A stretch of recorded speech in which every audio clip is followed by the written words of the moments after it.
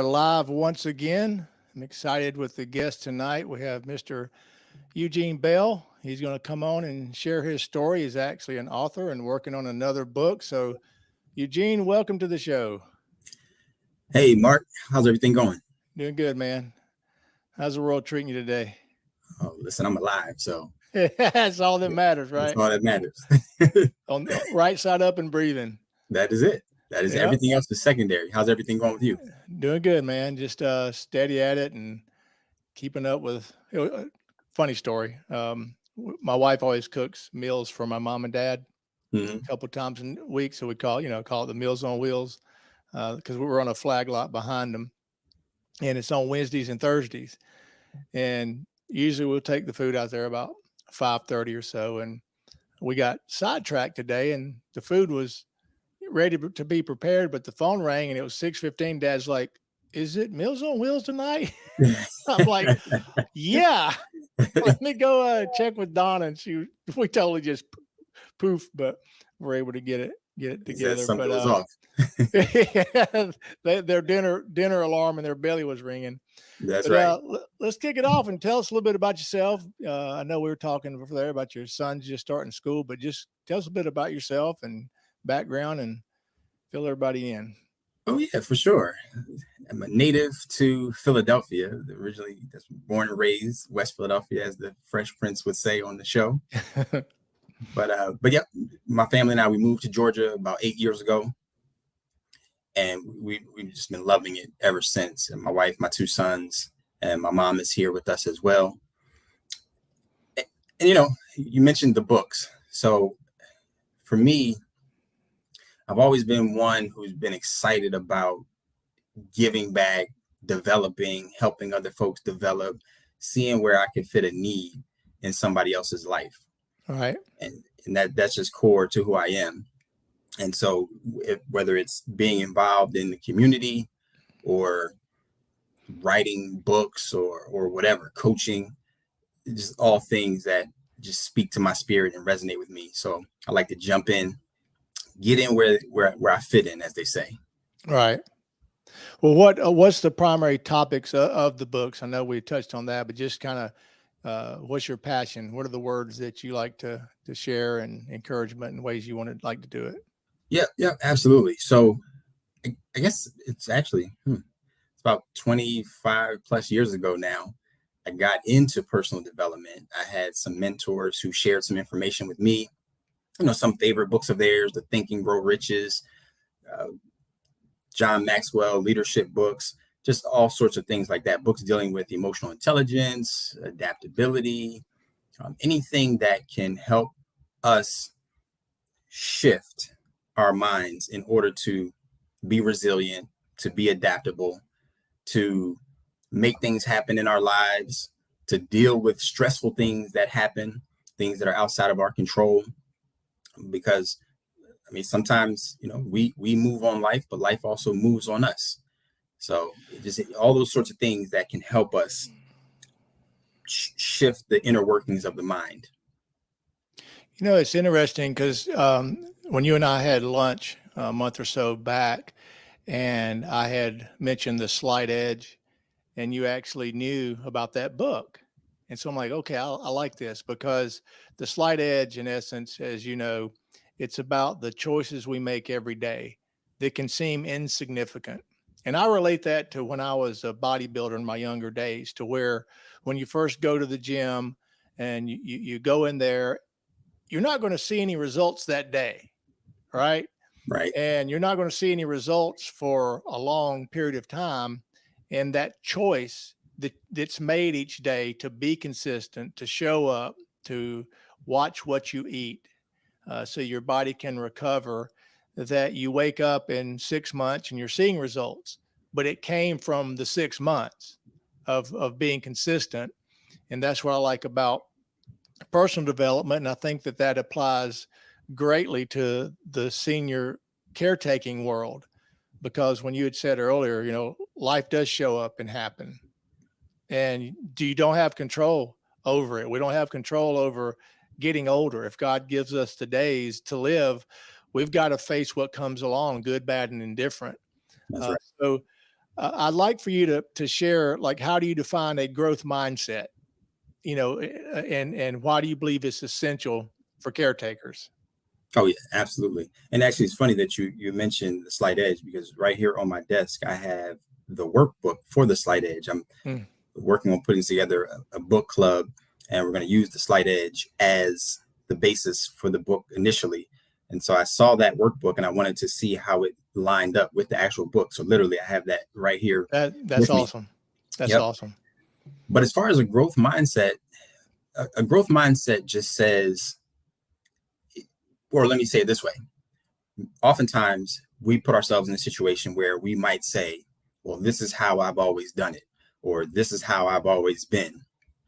We say things like that, or this is how we've always done it at work, or I like this set up this way, which is fine, but that's more of a fixed mindset, because now we're saying, because it's been this way, it has to be that way forever or all the time.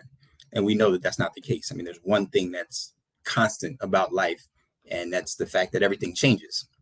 So a growth mindset would say, okay, I recognize that this is how we've always done it, but can it work a different way? Is it possible to be a different way? Also, a growth mindset is something that is flexible, because we understand that things change. And so having a growth mindset in any aspect of life is critical, but especially for caregivers, because you think about a caregiver, and for the most part, most caregivers, with the exception of someone who they go into the work, as a nurse, or they go into that field, as a doctor or something, caregiving is not necessarily the thing that a person sets out to do. Right. It's life happens, a family Yeah. member needs assistance, and now we jump in to be that caregiver. So right there, I mean, that's just something where everything around you has changed. It might mean changing the work schedule. It might mean coming out of work altogether to figure out a way Mm. to care for that loved one. And so having a growth mindset in that particular situation is vitally important, because everything is going to change day to day, just depending on the severity of the person that you're caring for, and what happens from day to day. You think about folks that might be dealing with Alzheimer's, or dementia, or something mentally related. Well, one day they might know who you are, they might recognize you, remember you, and the next day they might not. And so as you're the caregiver, I mean, that has to be devastating, but you have to have a mind that allows you to be flexible and to flow with what happens from day to day. So having a growth mindset is key to learning and key to moving through life. What you were saying earlier about doing things because that's the way it's always been done, and a lot of corporations get stuck in that mindset. A lot of families get stuck in that mindset. It made me think of a silly little story, but it's cute and it applies. And it was a family that was at Thanksgiving time, and they were going to put the ham in the oven, and the daughter cut the end of the ham off, and her daughter said, "Mom, why do you cut the end of the ham off?" She goes, "Well, that's what my mom always did." She goes, Mm-hmm. "But why?" And she goes, "Well, I don't know. Let's call her and ask her." So they call her and say, "Grandma, it's like Mom's putting the ham in the oven and she's cutting the end off. Why did you do that?" She goes, "Well, that's what my mother did." And come to find out, ovens were a lot smaller back in the day, so the ham wouldn't fit. So they would cut the end of the ham off. When fast forward, it wasn't necessary in the modern ovens. So that we can all get stuck in that way of thinking because we were told that's how things are done, or et cetera. But I think it's interesting to, as you know, I'm preaching to the choir with you. When you work on yourself and you try to pay attention to your thoughts, your behaviors, your attitudes, it's a constant work that has to take place, because um, our thoughts will steal us away from life. The pressures will steal us away from life. the consequences of those things can be a snowball effect.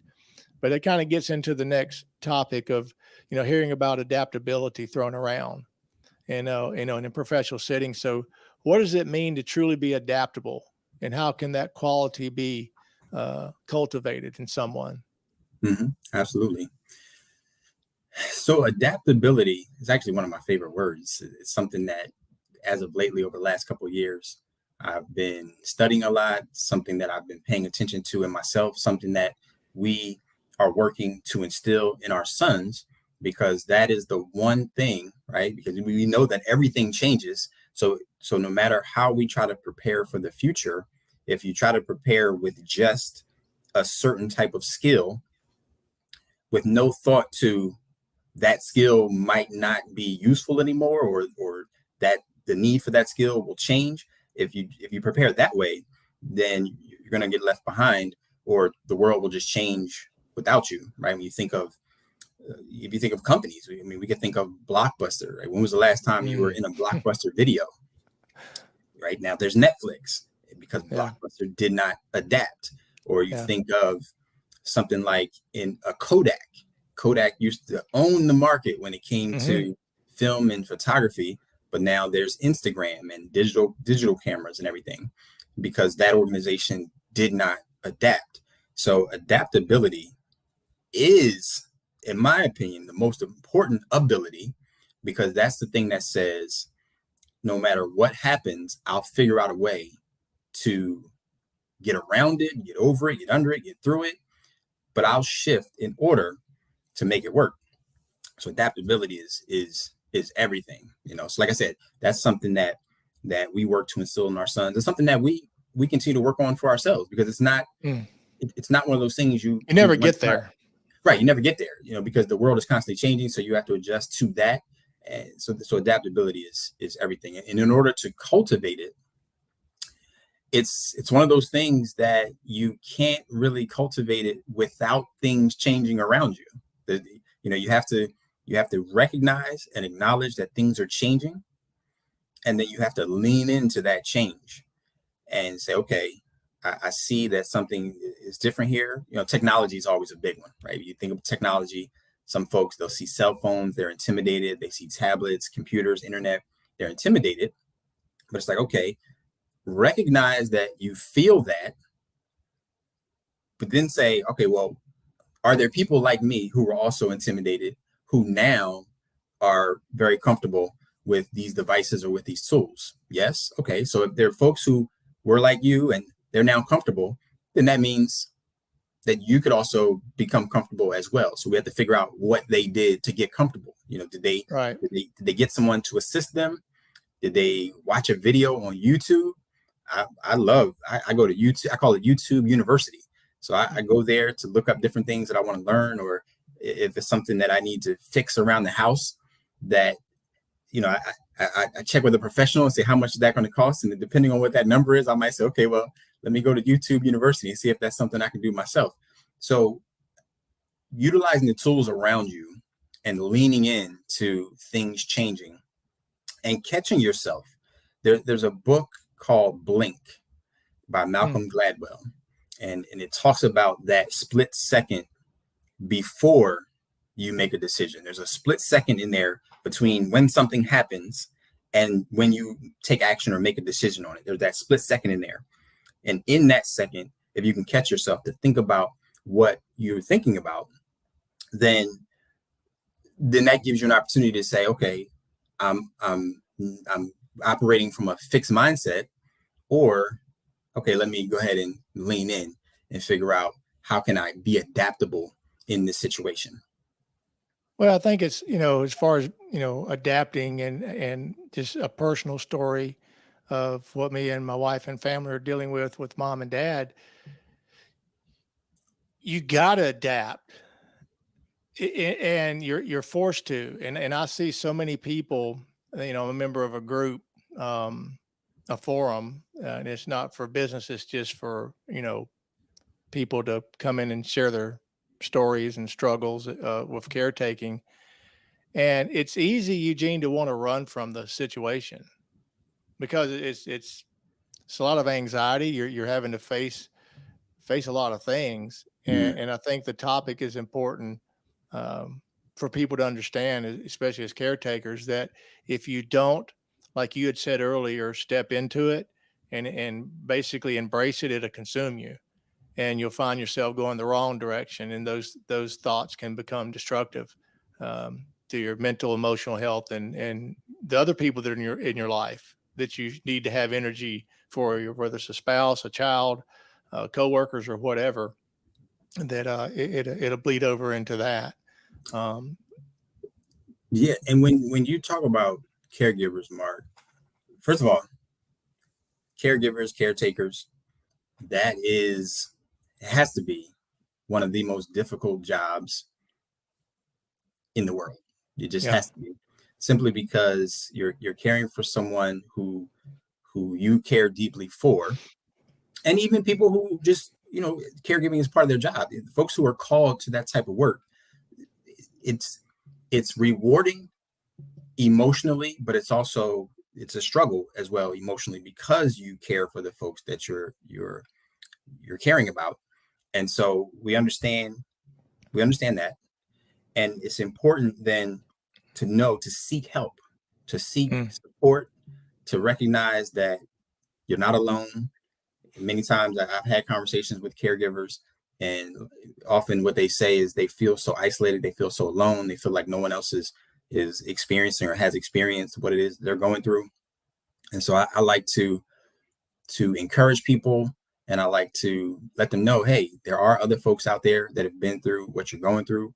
There are people who I would encourage you to have a conversation with, to hear their story and allow their story to help be uh, just a strength for you to get yeah. through. But it is, I mean, it's the toughest job out there. Well, especially when you come across families that have a bad past, they don't really care for each other, Mm-hmm. and it's kind of you know what's foreign to someone is not necessarily the case. I take for granted a lot of times, that I was raised in a loving home Mm-hmm. and all, and you got a lot of families that don't have those things to reflect back on. They don't. There's more animosity and resentment that they're thrust into having to caretake for someone that maybe wasn't kind to them when they were growing up, and it kind of adds to it, which is even the more important reason to adapt to it, because Mm-hmm. it is what it is. So you know leading on with that, with the world becoming more unpredictable, it's you'd have to be from another planet to not realize that some crazy stuff going on in the world. We're facing some stuff that's unprecedented, For and sure. and there's a lot of evil floating around and a lot of confusion and division. So what are some strategies or tools that you recommend for people to develop to, you know, have resilience and flexibilities in their lives and careers while they're forced and facing caretaking on top of all that? That's sort of just a piling on aspect of it, because remove the caretaking, it's big enough of challenges. So what kind of recommendations do you have? Absolutely. So the first thing that I would say that comes to mind is develop a team of people. Mm, And because community is everything, we are social beings. I mean, if one yeah. thing COVID taught us is we're not meant to be isolated and quarantined alone. A lot of folks didn't realize how much they counted on their community until that was taken away. And Mm, so I would say do everything in your power to develop a team of people around you. And that could be a combination of folks, whether it's, obviously you have doctors and nurses and things like that, but even neighbors, folks at the grocery store. Just find people who you can develop a relationship with, who care for you, they care about your well-being, someone who will just check on you from time to time, someone that you can use as a sounding board, someone that you can communicate with, have conversations with. Sometimes you just need to get something off your chest, and having mm. someone to communicate with, someone to just talk to and lay it all out there can really help. So yeah, absolutely. The first thing I would say is develop a team around you, because that'll be that'll be vital. And that's a support team, just Yeah. folks that are there to cheer you on, to encourage you, to give you a shoulder to cry on. So you got to have a team of folks. Yeah. Yep. That's what COVID has changed a lot, but back when I used to facilitate a men's group, I miss that. It's like when COVID, especially now that, COVID happened, everybody sort of retreated internally, and there's not as much in-person gatherings. Still to Mhm. this day, it's like it's great that we have technology. You and I are doing this right now together in the comfort of our homes. But even with that, it'd be a good thing to, start. And I've been talking to a couple of my buddies of starting a men's group accountability group through Zoom, something, Mhm. just to be consistent and stay in touch, and to get in there and confidentially share the stuff that we're going through, because man, woman, doesn't matter, child, we're all dealing with something. And if you're not, it's coming. Yeah, for sure. Right. For sure. And It's so that gets back to the topics that we're speaking on about adaptability and having a positive mindset, the slight edge. And even with that, even with you, being an author, and we'll get into a minute the journaling part and aspect of it, and the journaling book that you're coming out with, that even being on the front lines yourself, still have days that you get your teeth kicked in, and you have to reach down into your bag of goodies and go, okay, now practice what I preach, and because people are watching, families watching, and all that. But I love. Did you want to say something before I go to the Yeah, next? actually, to that Yeah. point, Okay. because a few minutes ago you had mentioned how you recognize the privilege of growing up in a loving home and things like that, and I also recognize that as well. And based on what you just said about, we all have those days where life just shows up at the front door and doesn't even open it with the handle; it just kicks in the front door. But to that point, I recognize still the privilege of my life. And so I know that no matter what I'm dealing with, there's probably somebody in the world that would give their left leg to trade places with me. So I always have to keep things in perspective and recognize that, yep, this might be a challenging moment, but this too shall pass. And that's why it's so important to take the long view as we go through life. Yeah. This next one here is, I love this question. Emotional intelligence. I'm I have a lot to say, or talking points with this. Mm. It's important that emotional intelligence, it is more than important than IQ. And let's elaborate on that. And I'll kind of kick it off and then turn it over to you. Mhm. My wife has incredible emotional intelligence. I don't. Yeah. And it's something that I work on, but I am a um, emotional person. I wear my feelings on my sleeve, so to speak. I take things personal, maybe when I shouldn't. And Mhm. even though I'm aware of those things, I truly do care. Not that I'm perfect. By no means am I even trying to narcissistically go there, but I'm a compassionate person. And Right. sometimes when you have thin skin, and you don't have the emotional intelligence to stand up to those things, it can take you under. So Mhm. share your experiences on emotional intelligence, and where are you at in that trait, and how is your wife and people that are around you? Uh, Oh yeah. So I feel like what you said. I mean, emotional intelligence is more important than IQ. EQ is more important than IQ. And so let's just talk about emotional intelligence. First of all, what it is, right? It's our ability to be self-aware about what's going on within us. It's also our ability to manage ourselves within that. So self-awareness, and this is straight from the godfather of emotional intelligence, Daniel Goleman. So he literally wrote the book. But being self-aware and understanding what is it that I'm feeling, why am I feeling it, managing ourselves within that framework so that we can marshal the negative comments so that they don't cripple us, or negative feelings and emotions so they don't cripple us, and utilize those positive ones so that they can really bolster us and make us stronger. And then having that empathy, right? Understanding what someone else may be feeling, being able to see the world through someone else's eyes, walking a mile in someone else's shoes, and then utilizing that to cultivate the relationships around us. So that's what that emotional intelligence is. And when you look at any area or any avenue of life or any arena of life, most of the people in that particular arena have a similar level of IQ.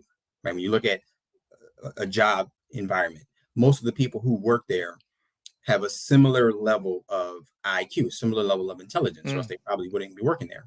Good point. The difference between the folks is really going to be the emotional intelligence, how they react and respond to what's happening in their environment. And I always use a sports example because I've coached youth basketball for the last 17 years. And so the difference between the kid who takes a shot, misses, and says, I'm not shooting anymore for the rest of the game, and the kid who takes a shot, misses, and says the next one's going in, that's emotional intelligence. So in the one example, we're allowing those negative emotions to cripple us. And in the other one, it just rolls off the back and you said, well, the next one's going in. That's emotional intelligence. Same thing in a work environment. Sales always comes to mind. When you think of sales, the salesperson who asks for the sale and the person says no, that salesperson gets scared and runs home. And the other person says, okay, that person said no, but the next person is going to say yes. Emotional intelligence. Another example would be if you feel as though something happens, right? There's an external stimulus, something happens, a person, they don't open the door for you, or you feel like they cut you off. Well, how we respond to that is emotional intelligence. Do we get all angry and hurt and say, oh, this person cut me off, this person did this to me? Or do we recognize, you know what? You might not have been in the thought process of that person at all. That person might have been in their own world somewhere, focused on their mind and focused on what's going on in their life. It had nothing to do with you. And you said, oh, you know what? That's just what that is. That's emotional intelligence. So it's important for us to continue to cultivate our emotional intelligence, continue to work on. That's another thing, like adaptability. It just continues because life happens. So we want to continue to strengthen our emotional intelligence. And that's the thing that, regardless of what happens, will give us the capability to shift, to flow, to not allow it to hold us down. Yes, there's challenging moments. We understand things happen, right? So we understand that things are going to happen. We're going to be sad. We're going to grieve. Anger even may be in there at some point. The key is to not allow it to hold us down for long. So, I may say to you, you don't necessarily control your thoughts. And even if a person tells me, oh, well, I control my thoughts. I'm like, well, no, because if I tell you, don't think about an elephant, the first thing you're going to do is get a picture of an elephant in your mind. So you didn't control your thought, but you do control how long you think about the elephant. So that's really the key when it comes to emotional intelligence. Yeah, it's sort of like this is not something anybody wants to hear in the throes of it, but we actually choose to stay mad. Absolutely. When you get mad about something. Yep. I'm in a bad mood. You can actually change that. That's right. And I don't want to hear that when I'm in the throes of something, but I'm reminded, like, I don't have to let this ruin my day. So an example of, sometimes I have moments of emotional intelligence and sometimes I don't. We all blow it at times, but one of the my wife is good at compartmentalizing, to where something's going on or whatever. She's able to, put it in its rightful place in her mind and think through it and not lose her cool. And so something personal story that happened a couple weeks ago. my wife and I, we were going to go. It was on a Saturday. We were going to go get something to eat, and so, like I said earlier, we're on a flag lot behind mom and dad, and so we were not 1 minute out of the driveway. The phone rings, and it was mom. And keep in mind, mom's mind's kind of slipping. She sometimes she don't even remember that she's called. Mm-hmm. Anyway, the phone rings, and so I'm like, okay, because I know they saw me leave. And she was crying. She goes, "Mark, you need to come here. Your dad." I instantly, my heart dropped. I'm thinking medical emergency, Right. what? And so I'm immediately starting to sort of freak out, looking for a place to turn around. And my wife puts her hand on my arm. She was like, "Mark, just calm down." And so I said, "What's wrong with dad? Is he okay?"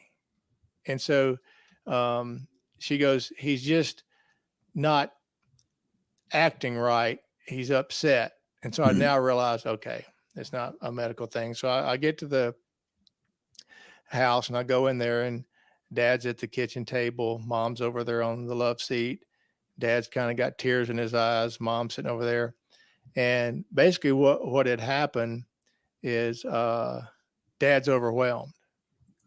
Mm-hmm. They've been married 70 years, Wow. and he's having a hard time dealing with her mind slipping, and he doesn't necessarily know how to handle it at times because you got 70 years of history, Right.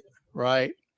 So I was able to, thanks to God, I was able to just really put all of my thoughts and emotions aside and just love on them Mm-hmm. and just try to be uh, the mediator, so to speak, and just understand what was going on from both sides of it. So, we got into the things that were going on or whatever, and I'm kind of looking at dad like, and trying not to say certain things in front of mom because Mm-hmm. you don't want to make it worse with the onset of the Alzheimer's or dementia. She hasn't been diagnosed, but whatever's going on, she's confused. Yep. And so I'm trying to get dad to like, hey, we got to watch what we say. She don't understand what's going on, dad, and all, but it's moments like that, that all the topics that we're talking about, Eugene, it's important that people that are going through caretaking and just living life in general, this is good food for our minds that we all need Mm-hmm. because things do happen, and there's moments to where I literally pray to God, like, God, let me be the son my parents need me to be today, right? And I can have all those intentions and all those right mindsets and thinking, and then it can be a stressful day, with business, with all this going on, and the phone will ring at the worst possible time, and it'll be them calling, and Mm-hmm. I have to check myself, and it's normal. Just because we're sitting here having these, conversations doesn't mean we both have it all figured out ourselves. We're Right. just trying to share the importance of, hey, if you're not working on it, if you're not digesting some of the materials, even a book like yours, um, you don't have anything to lean on. You don't have any knowledge base to even work on it or identify what's happening. But that gets into, what you're working on now. Talk a little bit about your journaling and the tool for self-reflection and personal growth and the benefits of that, and about your new book that you're coming out specifically for that. Oh yeah, absolutely. And thanks for sharing that story, Mark, too. I mean, Thank you. that's a really powerful story to really demonstrate the point and a lot of things that we've been talking about this evening. But yeah, journaling, and it's interesting for me. Journaling is something that I've gotten into more recently.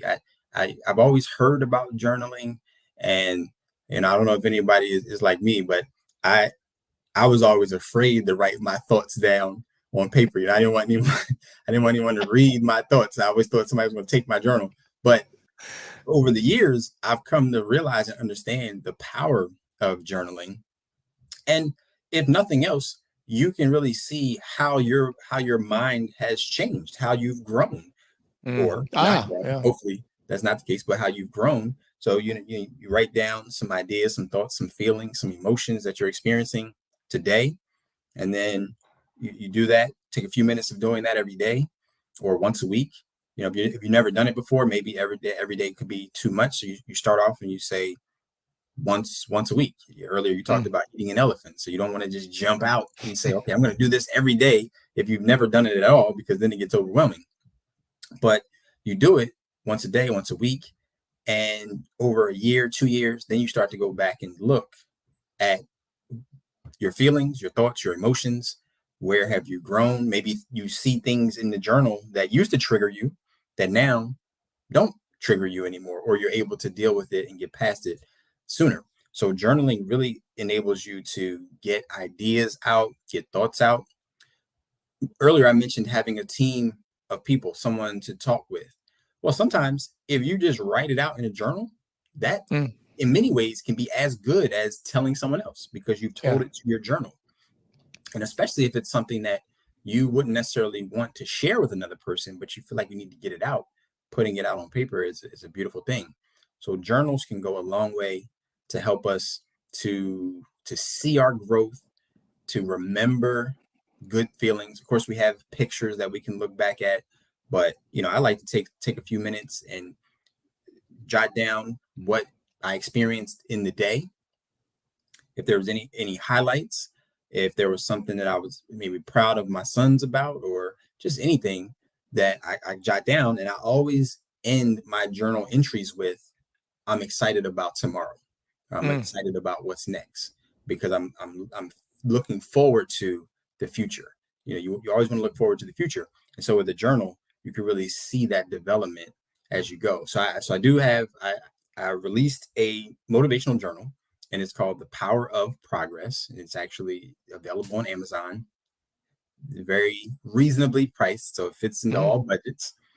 But it's The Power of Progress. It's a guided journal, guided motivational journal. So most of the pages are blank for an individual to write their own story and their own ideas, but Right. there are some words of encouragement and some ideas for folks to kind of walk themselves through that journaling process. That's like you had said earlier, when we say this too shall pass, journaling is a way to look back and go, wow, that did pass. Because That's right. when you're in the middle of stuff that is just consuming your lunch, so to speak, and it's just overwhelming, you don't feel like there's ever going to be a brighter day.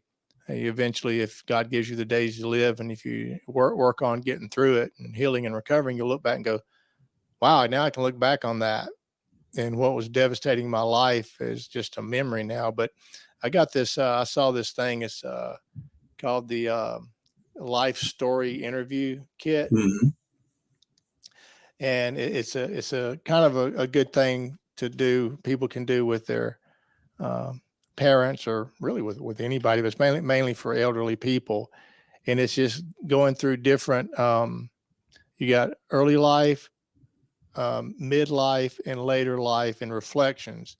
And it's just talking point questions to where people can interview their parents, or and stimulate some conversation and learn some things that you may not have known about them. And that's kind of a, um, a live journaling type of thing, to where you're reflecting and giving them the chance to reflect on their memories and their past. Because as we all get older, uh, you're always kind of losing something, and it's important to look at, okay, what am I gaining though? That's right. Because personally speaking, I'm 59 and it ain't fun. I don't like it. I miss being the young, athletic, aggressive, strong, competitive, all those things. And Hmm. sometimes you have to learn to let go, and just gave that's a chapter that is in the past, but I can reflect on it and try to pass on some knowledge from that to other people. But I want to do this with mom and dad, and probably it's going to be a little bit humorous, because dad is hearing age. There'd be a lot of and then I kind of want to take advantage, if we can, before you know mom's mind, or she, or what, because she's getting to the point of where not remembering if we spoke the day before. and all that. And it's it's have to put all these things we're talking about into play, because if not, it gets to be a lot. So, um, anything else you want to add, Eugene? Well, yeah, actually, to the point you were just making, Mark, it actually reminds me of when we were at that networking event together, and I just shared that idea about not taking anything for granted, because one time will be the last time, right? When you think of Mm. anything in life, whether it's a conversation with a person, whether it's a vacation that you take, Wow. whatever it is. And I think about this with my sons, in terms of picking them up, laying them down in the bed. One time will be the last time. You never know when that last time will be, but we all know that one time will be the last time. So it's so important for us not to take anything for granted. And the story that I told at that time was a friend of mine who I went to high school with, who had just turned 46 a month, not even a month prior, had passed away. He had gotten up, gone to work like he normally would, wasn't feeling well at work, passed out. They couldn't resuscitate him. And unfortunately, he transitioned. And to think that that day when he walked out of his house to go to work, that was the last time that he was walking out of his house to go to work. And so That's deep. that was the last time that he said goodbye to his wife, his kids. That was the last time. He didn't know that, right? We never know that one time will be the last time. And so it's so important to not take anything for granted, because you just don't know. And so it's every day that we wake up is a great day because we woke up. I mean, we started the day off on the right foot because we woke up. And then any opportunity we get to interact with someone, connect with someone, shake a hand, give a hug, we don't want to take that for granted, because we don't know if that one time will be the last time. That that is so good, man. I mean, it really is, and it's sobering, right? Because and I'll be honest, I catch myself being frustrated, like hearing that. I'm going, Eugene, man, that is so spot on. We had was trying to help a lady with placing her mom, and needed to try to find a place in South Georgia because that's where the her mom's kind of family was, and this lady is travels a good bit and needed to get her, you know, further south. Mm-hmm. And so there's not a lot of choices in Valdosta areas, right, in Valdea. Mm-hmm. And so I did find a place that I was talking with. And yesterday morning I got a text, and she goes, "Just want to let you know don't need to keep looking for mom. She passed in her sleep last night." Mm-hmm. And I think about the personal challenges that I work through in my mind with my mom and dad at their age, and I could die before they do, like Mm-hmm. But isn't it crazy, Eugene, how we can get in the mindset like it's going to be forever? Like you were talking about your friend, that could happen to you or me, Yeah, anybody, right? and never get to see my wife again. Or we were talking before the thing how obsessed I am with my dog. Never get to hold my dog again. Mm-hmm. Hug my wife, and you know, say pick up the eighth phone call of the day from mom. Like Yeah. it's really important stuff, and I think that ties into the overwhelming stresses that we see people going through with trying to make the right decisions for their parents and caretaking, and it just torpedoes your life, and it can torpedo everything, like I had said earlier. And we're talking about adaptability and the Mm-hmm. importance of taking everything that we have discussed here and just take a moment to pause and reflect on some of the conversation here and go, okay, wow, maybe I can um, take a moment just to breathe a little bit deeper Right. and to process my thoughts and emotions and realize that I'm overwhelmingly stressed, or maybe I'm mad or whatever. Don't have to be. It's Yeah. just it's just a matter of reprocessing those thoughts and change, like what you had said. I think I want to commend you and your wife for how you're raising your sons. I mean, seriously, from the bottom of my heart, I do, because you are mindful of it and you're aware of it, and you're doing your best to instill some traits in your children that are so important that so many people don't even do. They don't even do it for themselves. And you're equipping your sons to put on some armor in life, some mental armor, to be able to take the things that are going to come their way. And you're passing on a legacy of yourself, Eugene, and instilling in them. So just keep doing it. Don't stop, because especially today's world, they need every ounce of encouragement and preparation that they can, because even though they're young, they're facing some difficult personalities in school. They're facing, opposition from they're people they're going to school with don't have parents that are like you and your wife, and they're just rebellious, angry, zero emotional intelligence. Because kids can have emotional intelligence if you teach them, Oh to yes, for work sure. on it. But I just wanted to commend you for that. But anything else you want to add before we sign off here, Eugene? Obviously, I just want to thank you for inviting me to participate in the podcast. This has been a great time. I love when we get a chance to get together and have these conversations. The conversations that we have had, I feel like we're kindred spirits, and certainly want to acknowledge you as well, Mark, just for what you're doing, the work that you're doing with CareQuest Solutions, and helping folks in such a time. I mean, that is an amazing thing that you're doing, helping folks in a time of need like that.